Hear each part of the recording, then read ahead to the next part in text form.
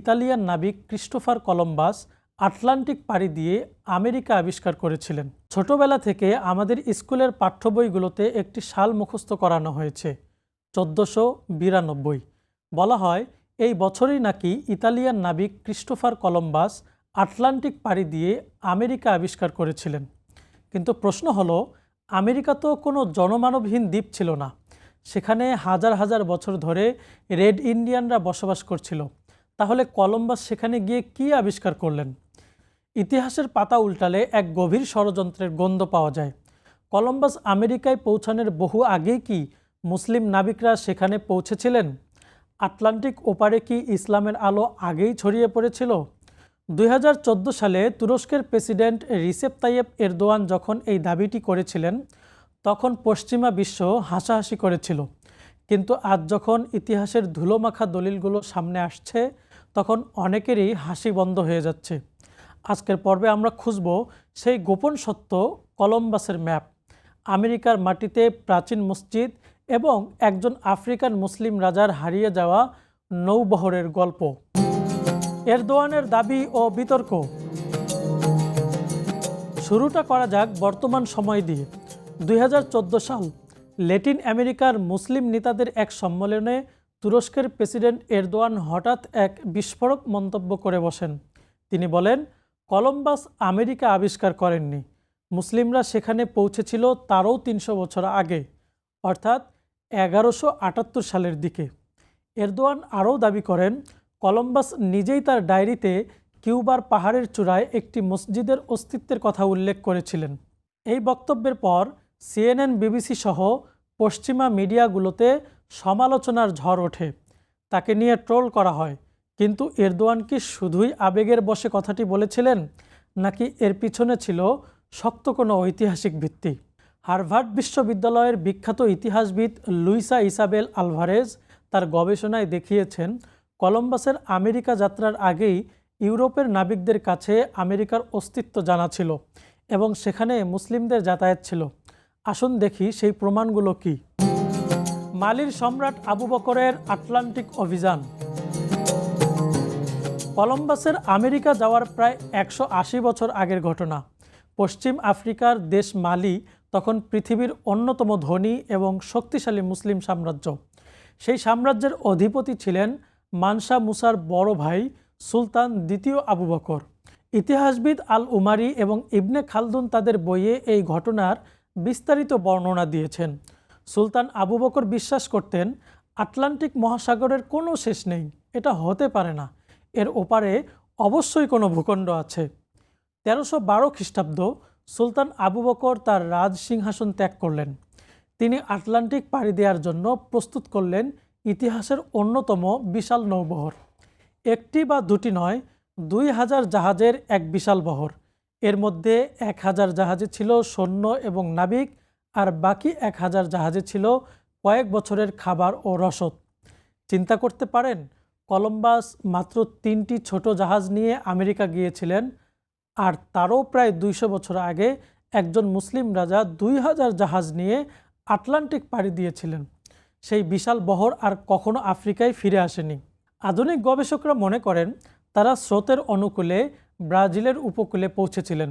ব্রাজিলের প্রাচীন মান্দিনকা জনগোষ্ঠীর ডিএনএ এবং কালচারের সাথে পশ্চিম আফ্রিকার মানুষের অদ্ভুত মিল পাওয়া যায়, যা এই অভিযানের সত্যতাকেই জোরালো করে। এক অমীমাংসিত রহস্যের মানচিত্র। এবার আসি সবচেয়ে বড় প্রমাণে, যার নাম পিরি রেইস ম্যাপ। 1513 সালে ওসমানীয় বা অটোমান নৌবহরের অ্যাডমিরাল এবং বিখ্যাত ভূগোলবিদ পিরি রেইস একটি বিশ্ব মানচিত্র আঁকেন। হরিণের চামড়ার উপর আঁকা এই ম্যাপটি বর্তমানে তুরস্কের তোপকাপি প্রাসাদে সংরক্ষিত আছে। এই ম্যাপটি কেন এত বিখ্যাত? কারণ কলম্বাস আমেরিকা যাওয়ার মাত্র কয়েক বছর পর এই ম্যাপটি আঁকা হলেও এতে দক্ষিণ আমেরিকার উপকূল, আন্দিজ পর্বতমালা এবং এমনকি আন্টার্কটিকার উপকূল রেখা এত নিখুঁতভাবে আঁকা হয়েছে, যা সেই যুগে কোনো স্যাটেলাইট ছাড়া সম্ভব হওয়ার কথা ছিল না। পিরি রেইস তার ম্যাপের নোটে লিখে গেছেন, তিনি এই মানচিত্র আঁকতে 20টি প্রাচীন উৎসের সাহায্য নিয়েছেন, যার মধ্যে কলম্বাসের হারিয়ে যাওয়া ম্যাপ এবং কিছু প্রাচীন আরব নাবিকের ম্যাপ ছিল। প্রশ্ন হলো, কলম্বাস যদি প্রথমেই হবেন তবে তার কাছে আমেরিকার ম্যাপ এলো কোত্থেকে? তার মানে কলম্বাসের আগেই কেউ বা কারা আটলান্টিকের ওপারটা খুব ভালো করে চিনে রেখেছিল এবং ম্যাপ তৈরি করে রেখেছিল, আর অটোমানদের কাছে সেই তথ্য ছিল। আমেরিকার মাটিতে ইসলামী ছাপ। অনেকে প্রশ্ন করতে পারেন, মুসলিমরা যদি আমেরিকায় গিয়েই থাকে তবে সেখানে ইসলামের কোনো চিহ্ন নেই কেন? আসলে চিহ্ন আছে, কিন্তু সেগুলোকে মুছে ফেলা হয়েছে বা লুকিয়ে রাখা হয়েছে। খোদ কলম্বাস তার ডায়েরিতে লিখেছিলেন 1492 সালের 21 অক্টোবর তিনি কিউবার উত্তর পূর্ব উপকূলে একটি পাহাড়ের উপর একটি সুন্দর মসজিদ দেখতে পান। যদিও পশ্চিমা ঐতিহাসিকরা বলেন এটি ছিল রূপক অর্থে বলা, কিন্তু কেন একজন খ্রিস্টান নাবিক পাহাড়ের চূড়ার ঘরকে চার্চ না বলে মসজিদ বলবেন? এছাড়া বিখ্যাত ইতিহাসবিদ লিও উইনার তার Africa and the Discovery of America বইয়ে দেখিয়েছেন কলম্বাস আসার আগেই আমেরিকার রেড ইন্ডিয়ানদের ভাষার মধ্যে প্রচুর আরবি শব্দ ছিল।